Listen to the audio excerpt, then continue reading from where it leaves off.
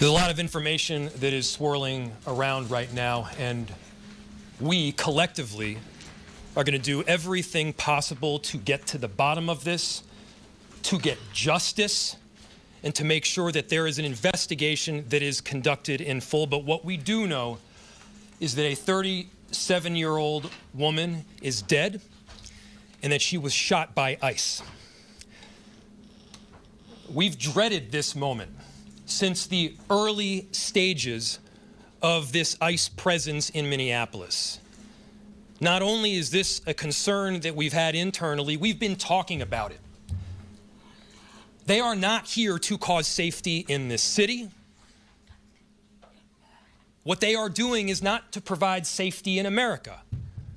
What they are doing is causing chaos and distrust.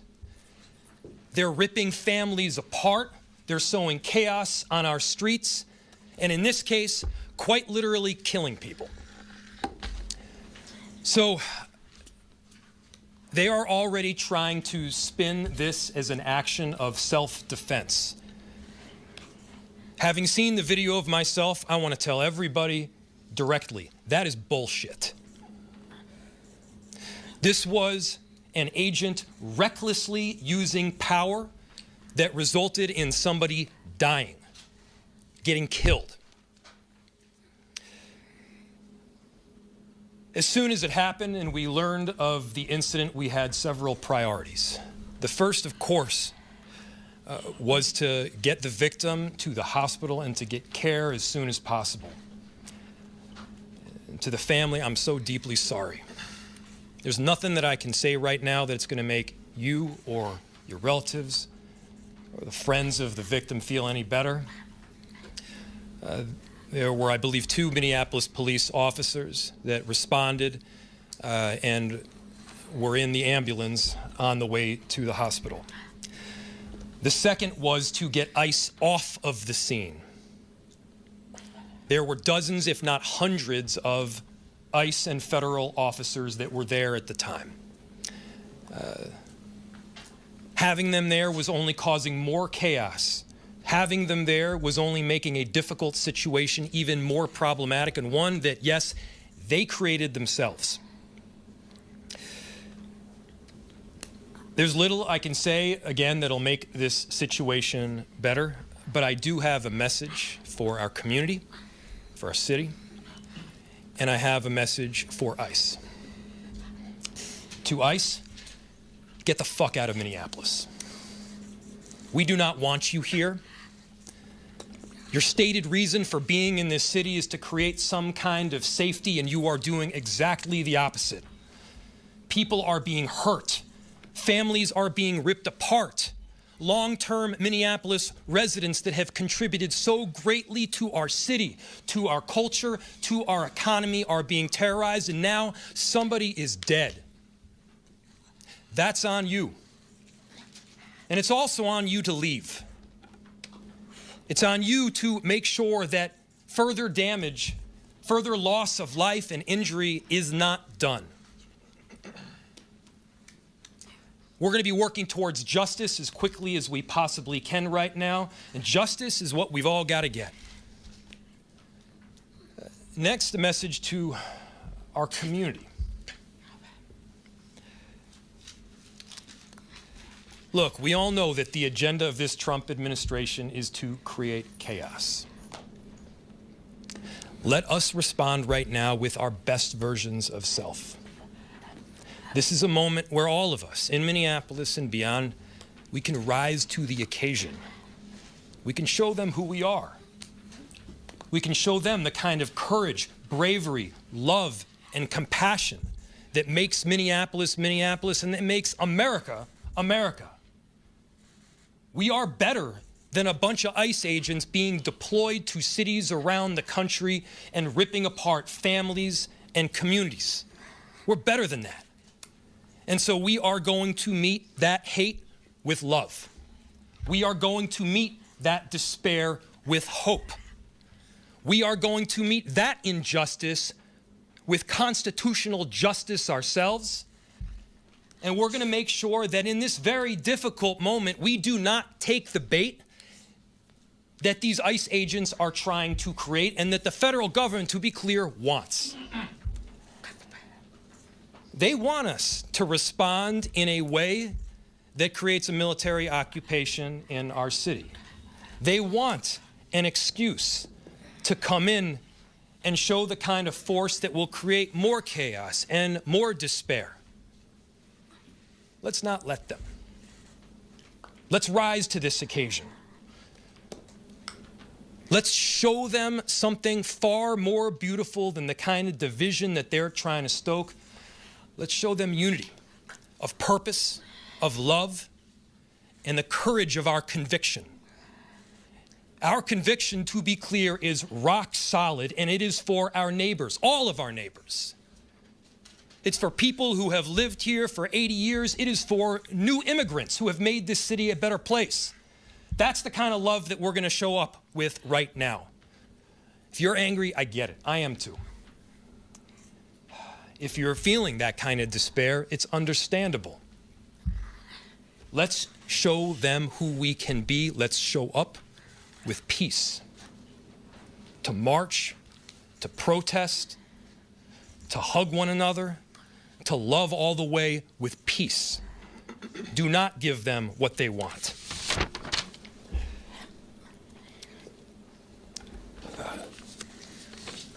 Finally, we've got a lot of work that needs to happen right now to make sure that, first, of course, the scene was secured as much as possible, that we were able to get the victim, now deceased, to the hospital. We've got a lot of work to do in the coming days. I want to thank our city enterprise for the work that they have done, but more importantly, what they're about to do, because this is going to be heavy and our city has been through a lot. We also know that we're prepared to do right for people. Among them is our chief of police. And I'll invite him up. My name is Brian O'Hara, B-R-I-A-N-O''H-A-R-A. I am the Minneapolis Police Chief. This morning, Minneapolis police officers received a report of federal law enforcement being involved in a deadly force incident, meaning shots had been fired. Minneapolis police officers responded to the scene. We arrived and found a woman with a gunshot wound to the head. Life-saving measures were performed at the scene, including CPR. The woman was transported to Hennepin County Medical Center, where she has since been pronounced deceased. The preliminary information that we have indicates that this woman was in her vehicle and was blocking the roadway on Portland Avenue, midway between 33rd Street and 34th Street in the city. At some point, a federal law enforcement officer approached her on foot, and the vehicle began to drive off. At least 2 shots were fired. The vehicle then crashed on the side of the roadway. Minneapolis police officers secured the crime scene and assisted in trying to preserve the evidence that is there. We have since turned over the scene both to the Federal Bureau of Investigation as well as the Minnesota Bureau of Criminal Apprehension, which will be conducting an investigation into this use of deadly force. I want to thank the mayor, city council president, other members of the city council, state legislators that were on the scene. This has been a very difficult time for everyone in the city. And this is obviously a very, very tragic situation where a woman has lost her life. That being said, in addition to this tragedy, which unfortunately we did predict, we were seriously concerned about further escalation from the scene.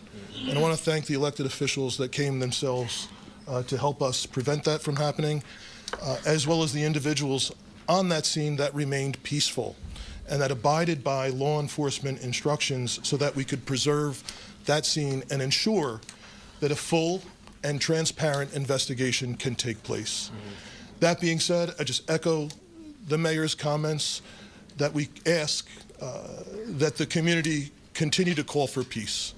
We understand people are going to be upset about what happened, and people are going to want to exercise their First Amendment rights. But please do so safely and lawfully to ensure that we do not have any further tragedy in this city or destruction. Thank you.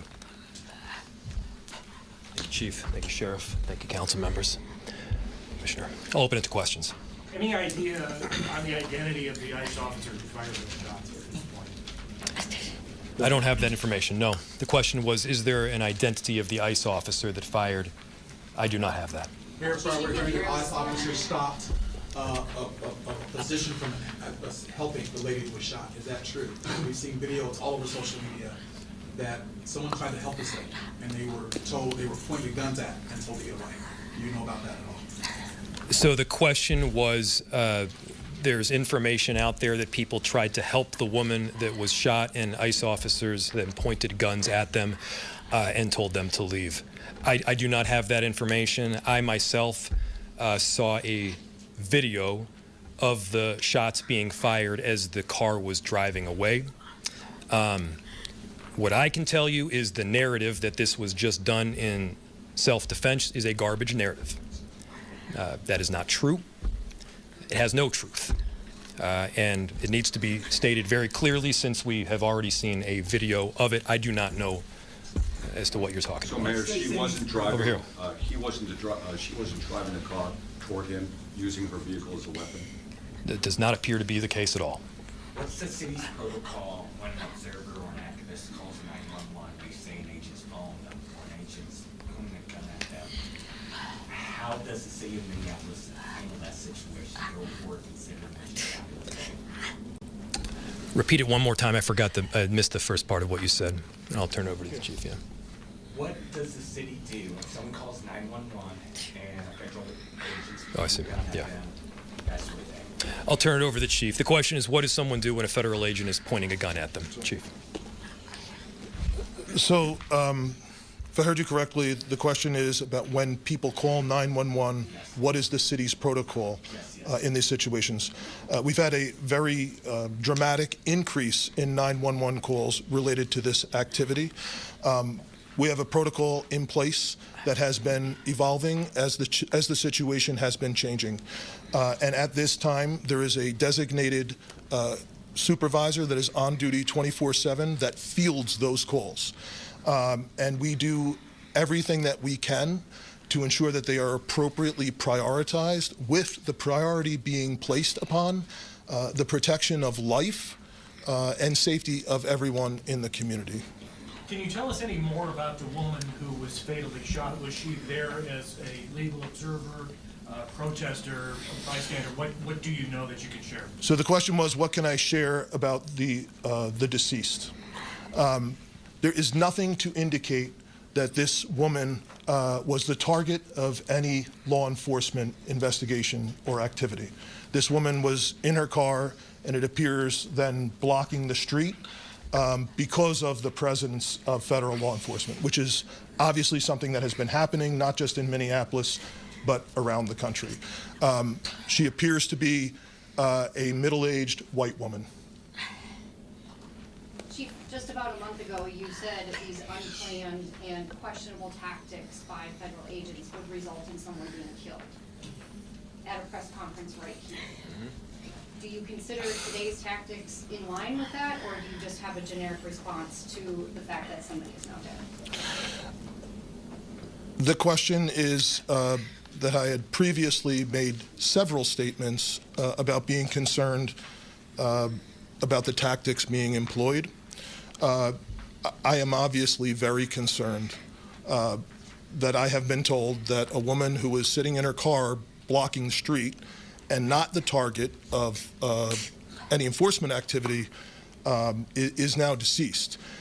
However, I do not know, to be clear, I do not know the exact circumstances of the shooting, but I would tell you, in any professional law enforcement agency in the country, I think they would tell you it's obviously very concerning whenever there's a shooting into a vehicle of someone who's not armed. But it also is something that is possible. At times, it is justified.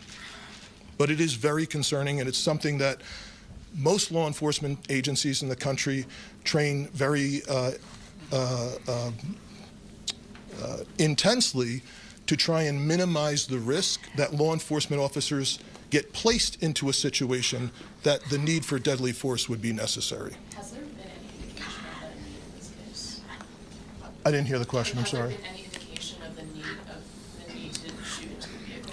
The question was any indication about the need. I guess getting back to the justification of this, I have not seen any information other than what I have communicated. Was she alone in the car? Were there children in the car with her? The question was if she was alone in the car. I know that I got there shortly after this call came in. I did not see anyone else with her while I was on the scene. However, I've since been told by our officers that have been with her the entire time that a spouse has arrived at the hospital. Mayor, just curious if you're thinking about contacting federal authorities to register your concerns about this, personally making phone calls, et cetera. Yes, we've been on the phone all morning. As soon as we learned about this, again, there were a series of priorities that we needed to go through. The first, of course, is to keep people safe and to help the victim in any way that we could. The second was to get ICE off of the scene. There was the notion that ICE agents would be necessary to create a perimeter around the scene itself. They themselves were creating the kind of dysfunction and chaos that they claimed to be trying to help with. And so the message that we delivered very clearly was to make them leave. Now, beyond leaving the scene, they should also leave our city and our state. We do work, our chief does work, our sheriff does work every single day to keep people safe in our city and in our state. And crime is dramatically down. Crime is down.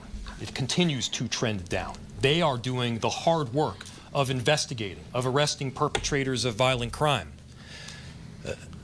What this federal administration is doing right now is not about creating safety. Do not let them tell you that what they are doing is about creating safety. It is not. It is having the opposite impact. We need to be clear-eyed about the work that is moving forward, and they need to leave Minneapolis. We have time for one or two more questions. Mayor, you may know this with your legal background. If this shooting is found to not be justified, does the city have any legal, or the state rather, have any legal recourse to bring charges against this ICE agent, given that this person is a federal agent, if the feds don't? So obviously, and I have to always lead with this caveat because it is true, an investigation still does need to be conducted. I had my perception of what took place based on the vehicle and the vehicle's positioning. It does not appear that the individual is trying to ram anybody. Now, the question was, if it is in fact found to be an unjustified shooting, who issues the charge, who prosecutes, how does justice take place? I don't know the answer in full to that. This is obviously information that we're still working out. Chief, do you have any additional information, or Commissioner? Yeah. The only thing I would add to the mayor's statement is that the crime scene was held by the Minneapolis Police Department, and the investigation is now being led jointly by the Federal Bureau of Investigation as well as the Minnesota Bureau of Criminal Apprehension. And the purpose of their involvement would be to investigate whether any state laws within the state of Minnesota have been violated. One more Can I question. just add something to that too? Oh, sorry. What's very important is that for our communities that we do have some kind of part in this investigation. It needs to be done on a local level. With all due respect to the federal level, we do need to make sure that our local agencies are involved. Most certainly the BCA is very well capable of working with our federal partners in doing so. That is something that is needed for our communities, and so that's something that I can tell you that there's already been conversations from the U.S. Attorney's Office to the BCA that have already taken place today. How that's going to roll out, we don't know yet, but we are making sure that there is some kind of local entity, namely the BCA, that has a part in this investigation for the purposes of transparency and expedient transparency as to what happened today. One more. Sorry. If that's it. Thank you, everybody. Final piece, again, thank you everybody for coming. Thank you to the media for being here and disseminating this very important information around this tragic incident. To reiterate, a final message to our community members. I understand the anger. Let's unite around hope and love and peace and getting justice. That's what we need to be doing right now. I appreciate the service from everybody up here as well as the 435,000 people that call Minneapolis home. Thank you.